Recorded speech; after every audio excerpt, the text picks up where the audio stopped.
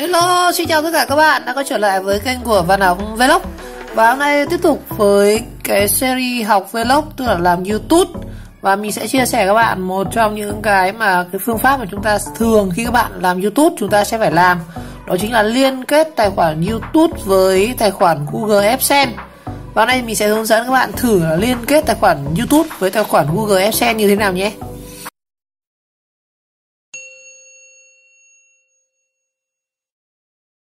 Rồi trước hết thì mình còn sẽ nói qua cho một số anh em có lẽ chưa hiểu các cái thuật ngữ như là YouTube với cả Google AdSense này thì nó liên quan đến nhau như thế nào.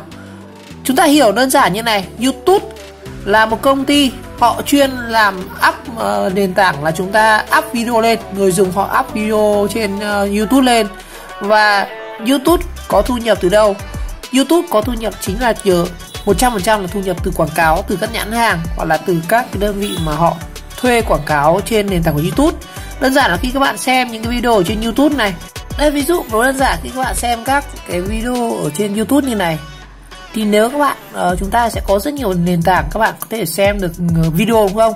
Thứ nhất là các bạn xem trên những chiếc máy tính như này, thứ hai là các bạn xem trên điện thoại, smartphone, máy tính bảng, smart TV, nói chung là rất nhiều các nền tảng khác. Và đây các bạn chỉ thấy rằng trên một cái video của YouTube như này, lấy luôn cái video của mình để tránh bản quyền của người khác, thì các bạn sẽ thấy rằng trên một cái khung hình của video như này thì nó sẽ có những cái quảng cáo đây. Ví dụ ngay trước mặt các bạn, đập vào mặt chúng ta sẽ có một cái quảng cáo là hot sale iPhone 3 triệu của Hoàng Hà Mobile, đúng không? Đây là một cái quảng cáo xuất hiện ở trên video YouTube. Ngoài ra thì nếu các bạn xem trên các nền tảng khác như là điện thoại chẳng hạn thì nó sẽ có những cái quảng cáo ở các góc này này. Đó, các góc này hoặc là dưới chân này nó cũng sẽ quảng cáo. Hoặc là thỉnh thoảng các bạn sẽ thấy nó chạy một cái video quảng cáo, xong chúng ta sẽ phải ấn skip ad này, thì nó cũng là cái quảng cáo ở trên nền tảng YouTube. Và cái thu nhập của YouTube chính là từ nhờ những cái này. Đó. Chứ các bạn ở người ta xem như này có tiền, thực ra là tiền là chính là từ ông này ông giả này. Ông này ông trả tiền cho YouTube này.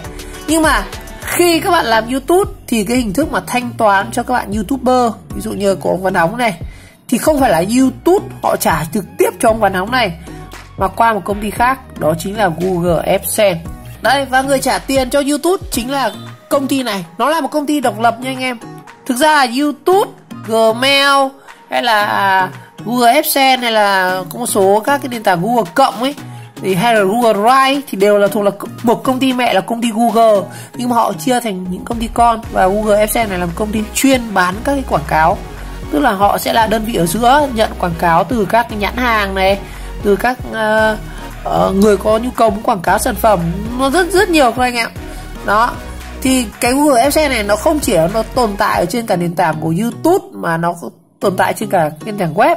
Ví dụ các bạn xem một số các website báo chí chẳng hạn, chúng ta sẽ thấy có những cái quảng cáo ở chân trang này, thì nó cũng là những cái mà Google AdSense họ bán cái phân phối những cái quảng cáo đó. Rồi chúng ta hiểu nôm na như vậy. Và bây giờ chúng ta sẽ liên kết tài khoản YouTube với Google AdSense này.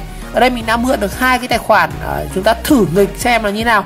Tại vì trước đây mình đã join Google AdSense rồi, nhưng mà đến thời điểm năm 2020 này thì nó có những cái thay đổi hệ thống, và bây giờ có như mình một người mới bắt đầu làm lại từ đầu. Phải xem nhá. Thực ra mình không định làm cái video này đâu, có một cái ông này ông nhờ là đây này, chuyển kênh cho tao, đăng nhập tài khoản của tôi nha, chỉnh sửa cái AdSense.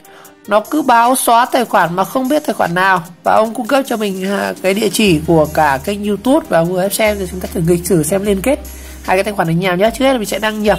Rồi để đăng nhập Google AdSense thì các bạn có thể vào cho mình Google này, các bạn đánh AdSense Care. Đó, đánh AdSense này thì nó sẽ ra cái trang của Google AdSense này, google.com, iltr.vn. đấy, các bạn ấn vào đây. Sau đó thì nếu các bạn chưa có tài khoản thì chúng ta đăng ký một tài khoản bình thường thôi. Không nhất thiết là chúng ta phải đăng ký cái tài khoản AdSense này trùng với tài khoản đăng nhập YouTube.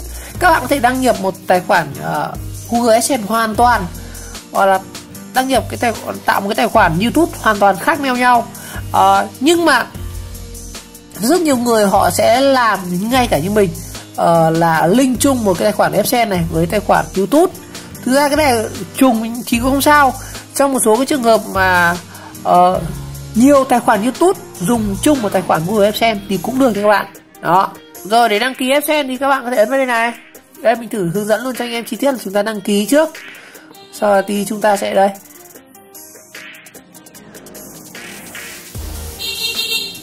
Đấy, mình có thể đánh một website bất kỳ, chẳng hạn clay.7 87 gì nhỉ? .tk chẳng website. Mình có một website miễn phí là .tk. Rồi địa chỉ email.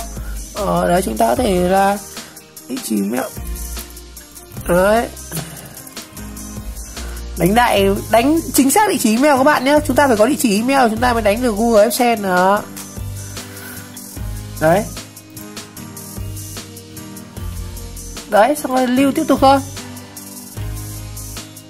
Đấy, sau mình điền hết các cái trường thông tin là tên, địa chỉ, cái thứ này và coi như chúng ta đã có một cái tài khoản Google AdSense. Việc này quá đơn giản. Rồi sau khi đăng ký xong Google AdSense thì các bạn có thể đăng nhập ở đây. Rồi mình đăng nhập nhá. Rồi cho các bạn xem một tài khoản AdSense thì nó như nào. Đây này, cái AdSense mới các bạn nhìn thấy không? Bây giờ khi mà ông kia ông cung cấp cho mình account, mình đăng nhập vào cái Google AdSense này, nó báo là không hỗ trợ, thiết bị này không hỗ trợ bảo mật mà chẳng cái đây cầu. Củ chuối nha. Cái này nó lại bắt phải kích hoạt lại các ông. Tôi thử xem nào. Thì theo mình được biết là ông này ông ấy báo là hủy cái tài khoản này rồi. Đây này, bạn đã yêu cầu chúng tôi hủy vĩnh viễn tài khoản. Bấm vào đây thì 24 giờ nó sẽ hủy. Đó. Như vậy cái mail này nó sẽ không có tài khoản AdSense nữa, coi như là vứt cái mail này đi. Đấy nhá, bố bảo là hôm qua tôi xóa tài khoản ở cái này .com nhưng vẫn báo lỗi ở mail này. Là như nào? Thật sự tôi bị lú với ông này rồi. Theo mình hiểu đây thì ông này ông đang bị như này. Tức là một cái tài khoản mail, một cái tài khoản Google AdSense. Thông thường như mình làm thì cái tài khoản mail của kênh YouTube thì mình sẽ lấy luôn cái tài khoản mail đó làm tài khoản của Google AdSense. Nhưng mà hiện tại bố đang tài khoản kênh YouTube đây, mà ông lập thành 3 cái tài khoản Google AdSense và đang không biết cái Google AdSense nào nó liên kết với cái tài khoản YouTube này. Và thêm một câu chuyện đó là kênh này còn chưa vào kiếm tiền, nên là mình cũng không biết là rõ được là có liên kết được cái kênh YouTube này với 3 tài khoản Google AdSense này không. Và lúc nãy mình vừa đăng nhập thử cho anh em xem là một cái tài khoản Google đầu tiên, cái AdSense đầu tiên nó báo là xác minh danh tính này, cái tài khoản thứ hai là yêu cầu bị xóa này. Bây giờ mình sẽ thử đăng nhập cái tài khoản thứ ba xem nó như thế nào nhá. Rồi mình sẽ đăng nhập cái tài khoản thứ ba của ông này nhá. Chờ một lúc để cho đầu kia nó ấn 94 rồi anh em ạ. Rồi YouTube, Google nó bảo mật cao quá không ạ. Bây giờ muốn đăng nhập được là phải điện thoại nó phải link sang cái này, tức là phải ấn ở trên điện thoại thì mới login vào được. Như vậy qua kiểm tra thì cái tài khoản mình vừa đăng nhập ấy, nó báo là cái tài khoản này thì chưa có tài khoản AdSense. Đây là cái này, trường hợp này chúng ta sẽ phải tạo mới. Như vậy mình tổng kết lại 3 cái tài khoản email mà ông kia ông đưa cho mình. Tài khoản đầu là bắt xác minh này, tài khoản thứ hai là bị hủy này, tài khoản 3 thì chưa đăng ký. Bây giờ mình sẽ đăng ký mới vào cái tài khoản thứ ba này nhá. Rồi để cho chắc ăn thì mình sẽ đăng nhập thử cái tài khoản YouTube của ông kia xem liên kết với cái tài khoản là AdSense nào. Chưa biết ông kể đặt trên YouTube như nào, để mình thử xem đã nha. Rồi mình sẽ đăng nhập YouTube. Rồi bây giờ mình sẽ xem trên cái tài khoản kênh này. Rồi chúng ta vào kênh của bạn này. À đâu không phải, vào YouTuber Studio. Tôi xem cái này nó link với tài khoản nào đó các bạn. Lằng nhằng phết. Rồi các bạn chuyển về Chris Studio cũ này.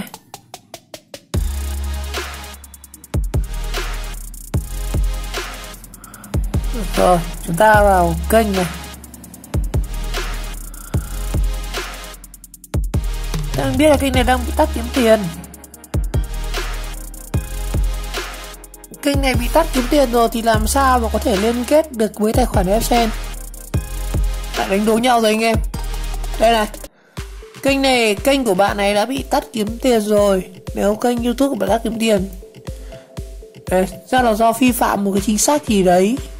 Như vậy tài khoản của ông này đã bị tắt mất kiếm tiền rồi. Nhưng mà có một cái điều nữa mình muốn chia sẻ luôn với các bạn trong video này. Đây chính là cái tài khoản này. Và mình thấy, mình check ở đây, mình thấy cái kênh này, tức là cái mail này có liên kết với 2 cái kênh này.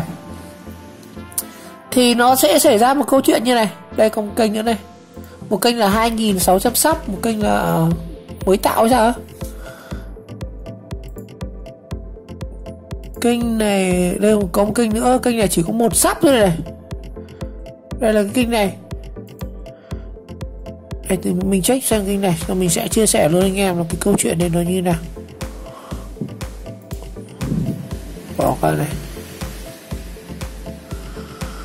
Đây là cái kênh này, kênh cũng tên như thế. Nói chung là mấy ông đây, cái kênh này thì có khả năng có thể liên kết được với AppSend. Tí nữa chắc mình sẽ thử luôn với cái này. Nhưng trước hết mình sẽ quay trở lại với câu chuyện là một mail mà có 2 tài khoản thì như nào.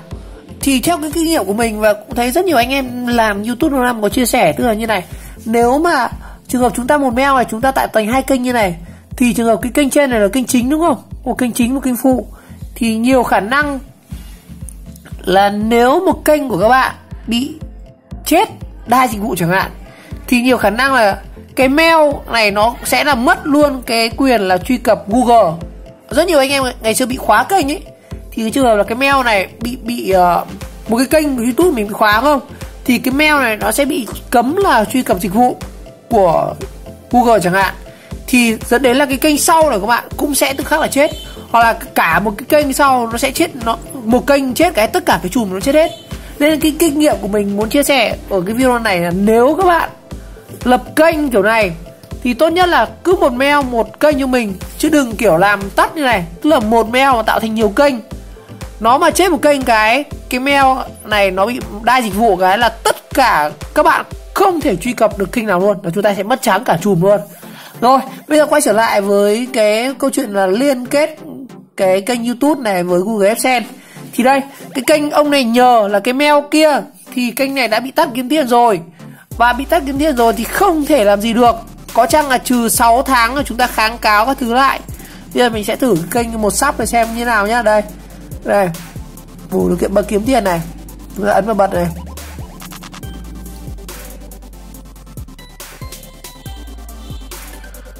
Đó. Hiện tại kênh này cũng chưa thể liên kết được với Google AdSense. Đó. Tại vì nó chưa đủ điều kiện đây. Điều kiện là 1.000 sub với cả 4.000 giờ. Đó. Thì mình cũng chưa thể là cài đặt Google AdSense với cái tài khoản này được.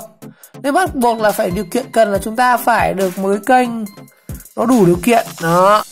Rồi quay trở lại với câu chuyện đây, thì khi mình không bật được Google AdSense thì có lẽ mình sẽ chia sẻ thêm vì sao cái kênh này bị tắt kiếm tiền vĩnh viễn luôn. Đây, anh em sẽ thấy là kênh 3.000 sub của bạn này đã bị tắt vĩnh viễn rồi. Thì cái này hết đơn giản, ở trên này YouTube ký rất rõ, các bạn luôn tìm hiểu thêm này. Kênh của ông này hiện tại đang bị vi phạm là nguyên tắc cộng đồng. Và khi bị nguyên tắc vi phạm cộng đồng, đây mình sẽ thử xem là đây, bật lại kiếm tiền này.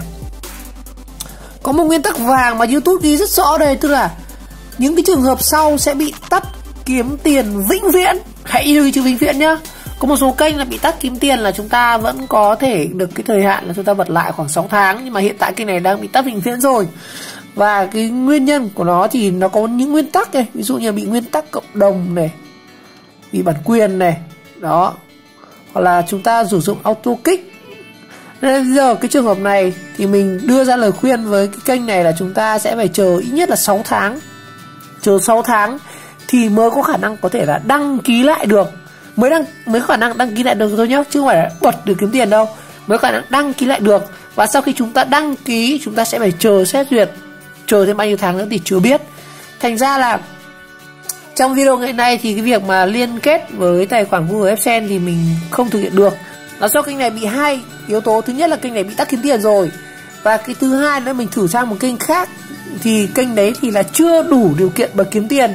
Nên phải đủ điều kiện bật kiếm tiền được thì chúng ta mới có thể liên kết được Google AdSense. Nên tốt nhất ở cái thời điểm này thì các bạn hãy tập trung mình làm những cái nội dung làm sao để phát triển được kênh như là sub, view và nội dung thân thiện với nhà quảng cáo.